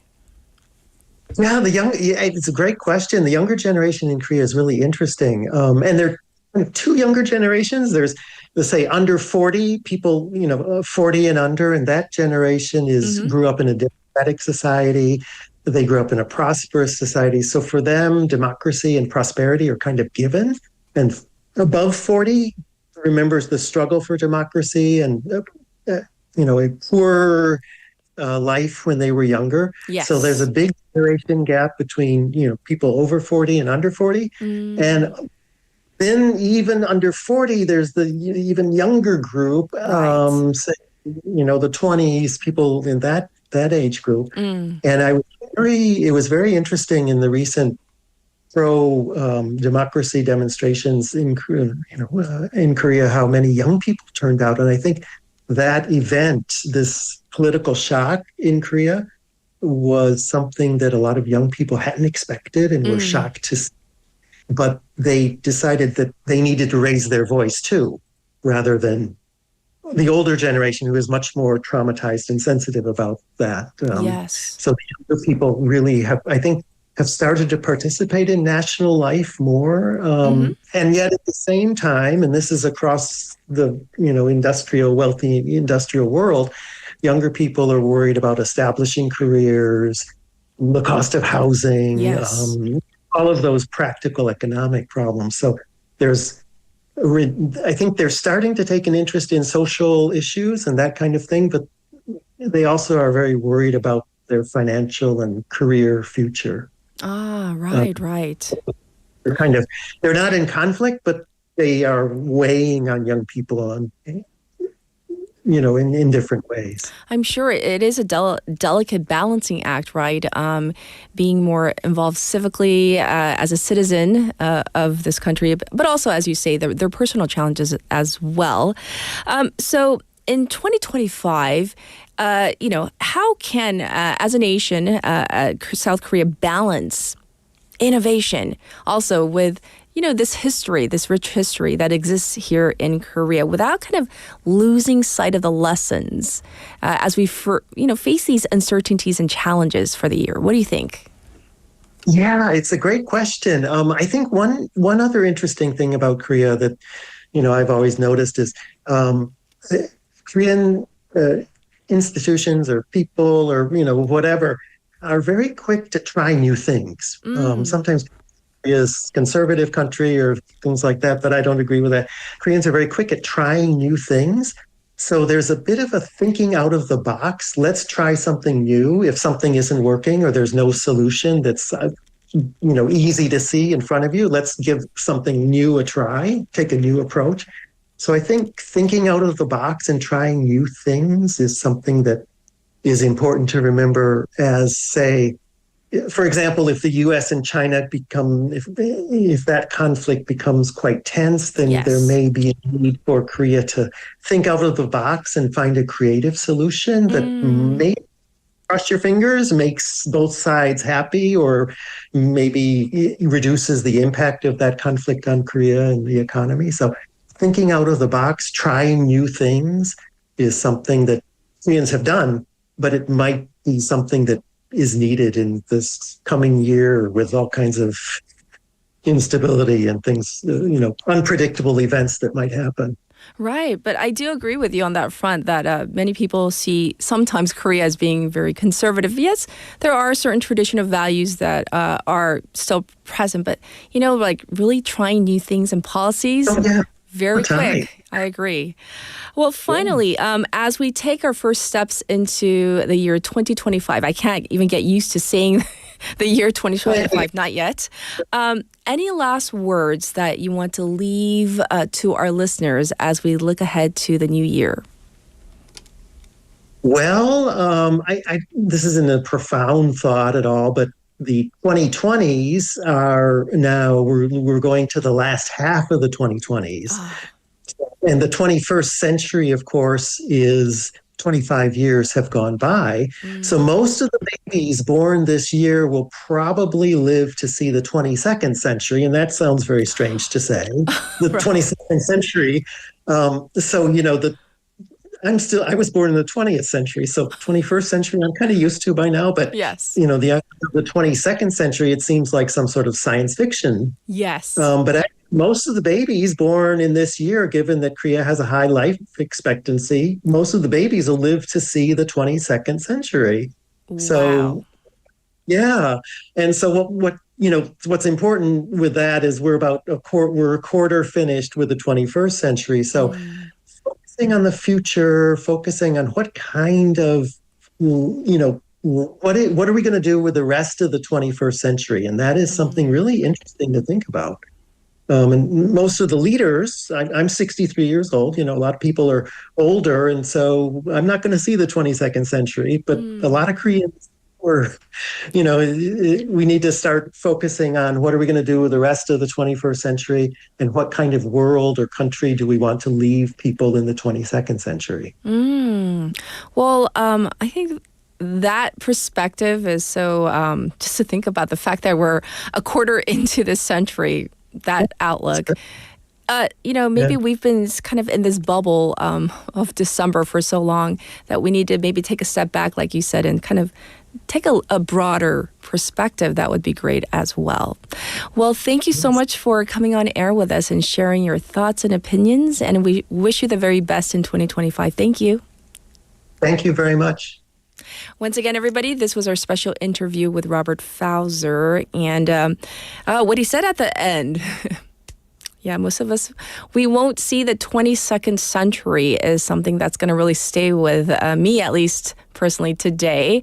And as we look forward to the year 2025, I certainly hope that there is much to look forward to. Hopefully on the horizon. And let's get to this one. 슬픔이여 안녕 by 잔나비.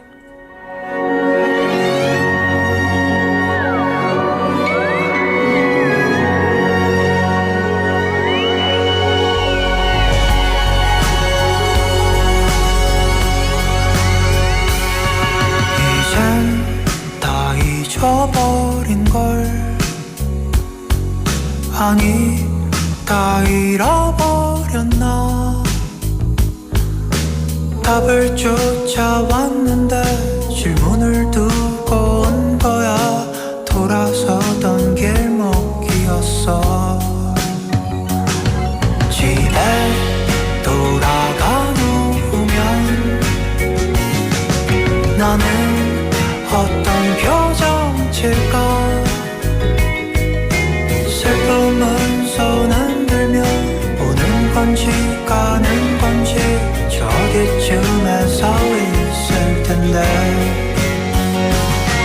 이봐 젊은 친구야 잃어버린 것들을 잃어버린 그 자리에 가끔 뒤돌아보면은 슬픔하는 빛으로 피어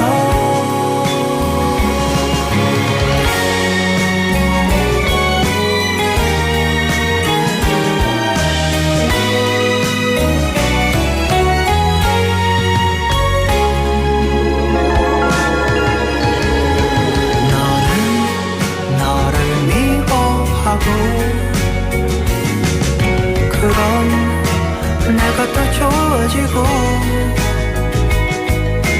자꾸만 아른대는 행복이란 단어들에 몸서리친 적도 있어요. 이봐 젊은 친구야 잃어버린 것들을 잃어버린 그 자리에 가끔 뒤돌아보면은 슬픔하는 빛으로 피어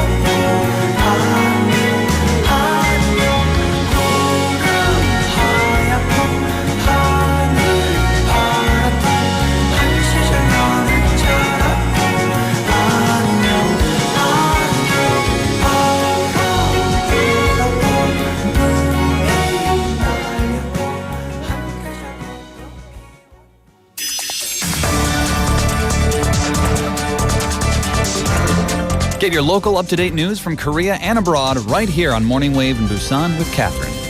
Stay tuned.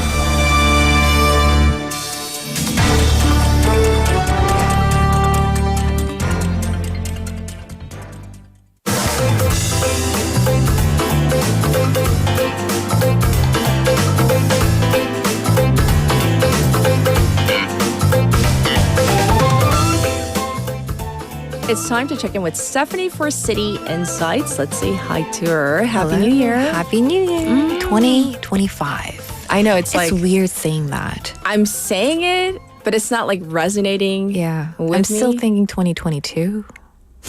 I don't know about the 22. 2023? Definitely stuck on 2024. Okay, 2024. Yes. Well, is there anything that you want to say to the year 2025? I know you're still not used to saying it, but what do you want to say to the year? I hope it's better.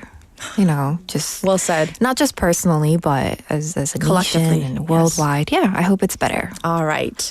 We're going to dive into our first insight. What do you have for us? For our first insight, I want to focus on one of the biggest topics of last year worldwide, and I'm sure this year as well, the rise of AI, artificial intelligence. AI has been a hot topic with major breakthroughs and some concerns. Now, Catherine, do you remember any headlines or news stories from 2024 that raised issues about AI? Oh, there was a lot regarding like deep fake. I think that was like one of the keywords. Right. And that was on the minds of a lot of people, especially domestically, even with younger people, and like just a lot of sexual exploitation and financial fraud. Right. While AI promises to revolutionize life, it also raises complex legal and ethical challenges that need addressing, like the topics you mentioned. Yes. In 2021, a bank in the UAE lost $35 million, which is about 48 billion Korean won, to a deepfake phone scam impersonating a corporate executive. And even here in South Korea, last year in September, South Korean middle school students used deepfake technology to superimpose the faces of classmates and teachers onto pornographic content. That's right. In South Korea, to prevent secondary harm, a new law enacted on October 16th, 2024, punishing possession, purchase, storage, or viewing of deepfake materials with up to 3 years of imprisonment or a 30 million Korean won fine. While some find this measure excessive, it is seen as effective in protecting victims. Yes. And another issue is that AI can easily access and collect vast amounts of data, naturally raising concerns about privacy. Right. And this is something I don't know, I'm definitely concerned about. Yeah, definitely. AI relies on large data sets, often including personal information. Yes. And when collecting and using such data, AI must adhere to the Personal Information Protection Act, which mandates consent for data use and anonymization to prevent identification. Yes. So I met with the president of the AI Industry Law Association and professor of law at Gyeongsang University, Mr. Son Hyung-sop, to hear more about this issue. So let's take a listen. 2021년에 인공지능 챗봇 이루다라는 것이 있었는데요. 여기에 텍스트 앱 그리고 연애의 과학이라는 앱에서 카카오 대화를 수집해서 인공지능 이르다의 학습 데이터로 사용을 한 바가 있습니다. 이때 소속 회사인 스캐터 앱은 이런 앱에서 신규 서비스 개발에 활용할 수 있다는 공지를 했지만 이것만으로는 본인의 개인 정보와 대화 내용을 이루다 학습 데이터 활용에 동의한 것으로 볼 수 없다는 것이 개인정보보호위원회의 판단이었습니다. 1억 330만 원의 과징금과 과태료를 부과하고 시정 조치를 요구한 바가 있습니다. Right. So in 2021, it was revealed that chatbot Iruda's training data included Kakao conversations collected by TextAd at Yone Kwahak as well. Although the company notified users that their data could be used for new service development, the Personal Information Protection Commission ruled that this did not constitute valid consent. Okay. The commission imposed a fine of 103.3 million won, citing a violation of the act as the made-up data could be re-identified. And it emphasized the importance of explicit user consent and strict adherence to data protection principles. Yes. He also added that he believes AI development, safety, and privacy protection must be balanced as essential values moving forward. Right. I think it's quite clear that AI privacy concerns are already a major issue, and it's something that definitely needs to be addressed, immediately, hopefully, I ASAP. absolutely agree. Protect all of us. Definitely. And with issues like these, the AI Industry Law Association was launched a couple months ago. The association aims to integrate industrial, business, and legal perspectives to propose effective policies and strategies for AI's growth and regulation. So like you said, here's to hoping that improvements in AI law will foster a balanced approach to innovation, ensuring both the growth of the industry and protection of societal values like privacy, security, and ethics. Yes. So once again, one of the biggest headlines and issues from 2024 continuing into 2025. Let's get to our next insight though. All right. So our second insight focuses on how much our society still lacks awareness of animal rights. Recently, there was an incident at the construction site of Gudok Stadium where stray cats were buried alive and later rescued. 3 kittens were trapped underground, yet asphalt and concrete construction continued, and in the end, only 2 of them were rescued. Oh my gosh, a terrible story. Right. So tell us more. So the company responsible for the stadium's maintenance and repair work had been filling in the ground, despite residents asking them to rescue the kittens trapped in crevices before proceeding. Yes. And unfortunately, the company went ahead with the construction, leading to the kittens being buried alive. Upon hearing the news, an animal rescue group here in Busan arrived at the scene and began the rescue operation, but not without difficulty. After a confrontation with the construction company, they were finally allowed to proceed. Using drills to break through hardened asphalt, they successfully rescued 2 kittens. However, they were unable to locate the 3rd one, and the operation was eventually concluded. The rescue process was far from smooth, as the construction company even threatened the rescue group with legal action, displaying an unjustly confrontational attitude. Right, so this is one incident. However, it does highlight that some people, segments of the society, still lack awareness about animal rights. And this is I understand, time-sensitive construction, but there's also life, even though it's not human life. Right. Now, based on this incident, the project supervisor could be potentially, charged under Article 10 of the Animal Protection Act for inciting animal abuse, while the workers involved could face charges of animal abuse. So on Tuesday, a couple days ago, I met with Mr. Shim In-sop, the director of the animal protection organization called Life, and I asked him what efforts are necessary to prevent such accidents from, happening again. So let's take a listen. 이 사건을 들여다보면 자급 지시자에게는 동물보호법 제10조 동물학대 교사 혐의를 그리고 자급 행위자에게는 동물학대 혐의를 적용할 수 있을 것으로 보여집니다. 이렇듯 공사 현장에서 발생하는 사고도 동물보호법 위반 적용이 충분히 가능하니까요. 공사의 책임자가 작업자들에게 사전에 이런 고지를 해서 불상사가 생길 수 있는 우려를 미리 막아야 할 것 같습니다. 네. 근본적인 것은 우리 사회가 어릴 때부터 생명 존중 교육의 의무화를 통해서 타인과 사회적 약자에 대한 존중을 기본적인 소양으로 만드는 게 가장 중요한 일일 것 같습니다. Right, so he noted that incidents at construction sites can indeed fall under violations of the Animal Protection Act. Therefore, it is essential for supervisors to inform workers beforehand of such risks to prevent unfortunate incidents. Yes. Fundamentally, he emphasized the importance of instilling respect for life, as Catherine mentioned, through mandatory education from an early age, fostering basic respect for others and for vulnerable beings as a core societal value. Once again, just showing there's still work to be done to raise awareness. But I think we, can also spread the word. Yeah. Protecting just life in general, animals, human beings, but this time around, animals in our society, right? Definitely. Well, thank you for bringing us to meaningful city insights on this very first segment for the year 2025. We still have to get used to saying that, but of course, wishing you the best in 2025. Thank you, Stephanie. Thank you. See you next week. Bye-bye. All right.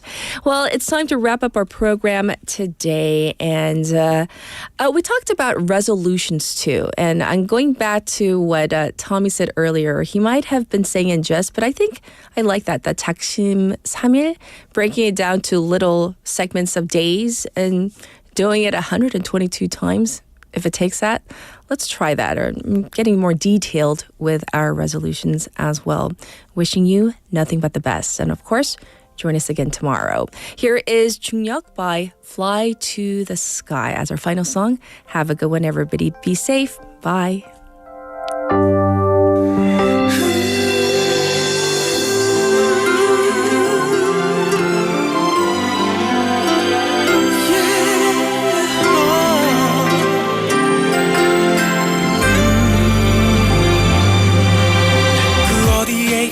해도 완전히 날 지웠어도 너를 향한 이 마음은 내 몸이 의식하지 못해도 너를 향해 가고 있어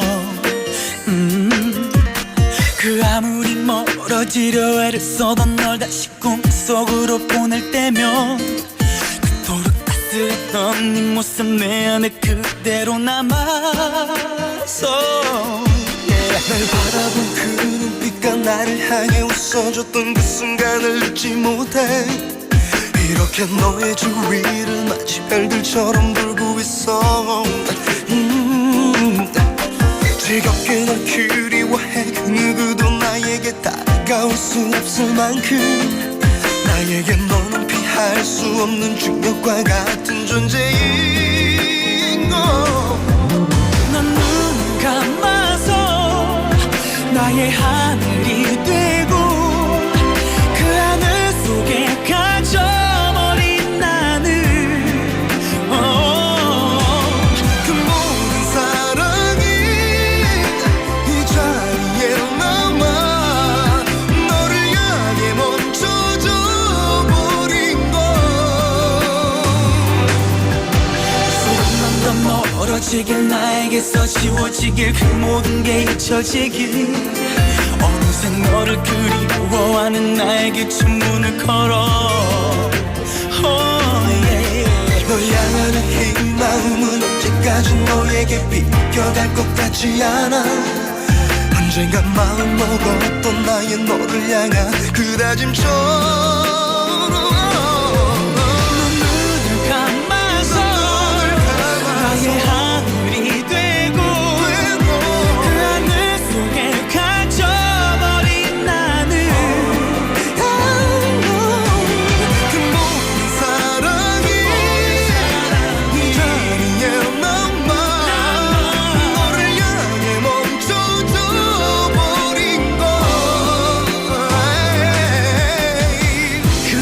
그곳은 살아날 수 있나요? 그 안에 내 마음 담아줄 수 있나요?